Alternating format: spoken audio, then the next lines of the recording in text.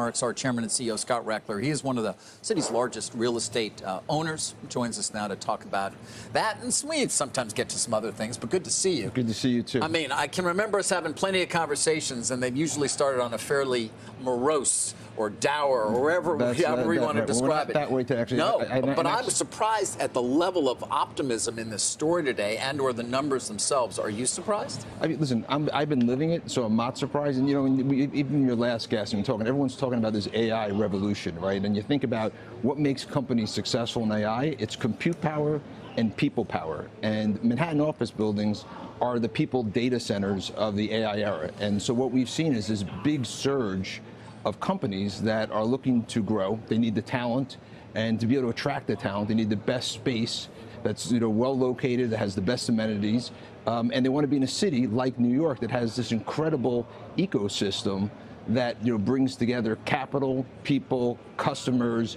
all these diverse industries, so domain expertise that really you can't replace anywhere else in the country. Yeah, that would seem to be the case. Now, we've talked often, though, about the divergence between the A properties and everything else.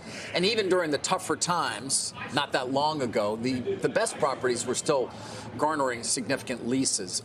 Has that changed? Are we starting to see it trickle down now, given the scarcity? Yeah, so there still is this flight to quality, right? As a matter of fact, in the first 9 months of this year, there are like 140 leases signed at over $100 a foot, which is as many as all of last year. But because there's such a scarcity of space, of high quality space, you're starting to see it trickle down to a degree. There's some buildings that are still obsolete.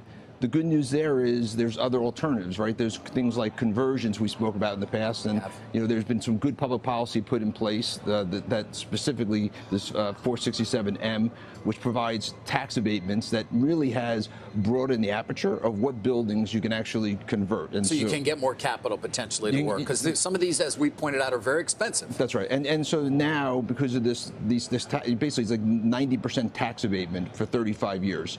So things pencil out they didn't. So we're, for example, converting 5 Times Square, a building I never would have imagined that we convert to residential, into 1,200 units of residential.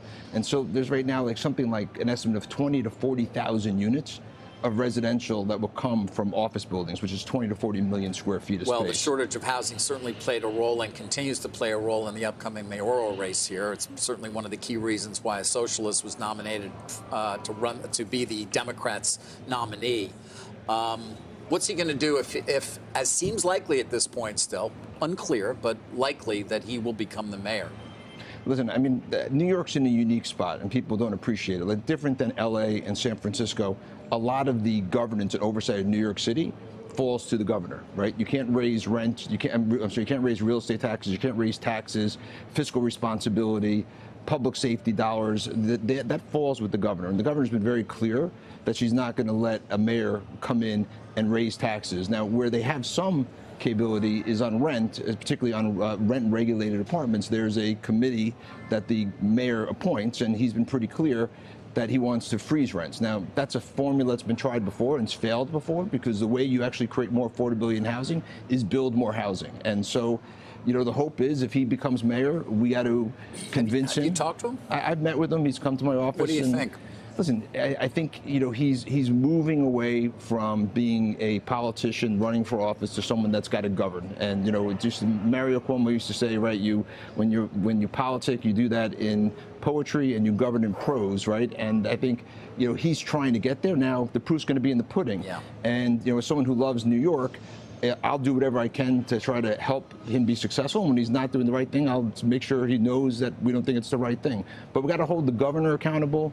If things go bad in terms of public safety, that's probably the biggest risk to the city. And if we need help, we could maybe turn to the president. Yeah, we might. Although, I mean, to your point, he will have a lot of influence over the NYPD. So the mayor does. And I think that's the area. When I spoke to him, that's the most critical thing, right? If he loses that support, if he doesn't make sure that this city feels safe, is safe, and that the NYPD is behind him, he's going to be a one-term mayor.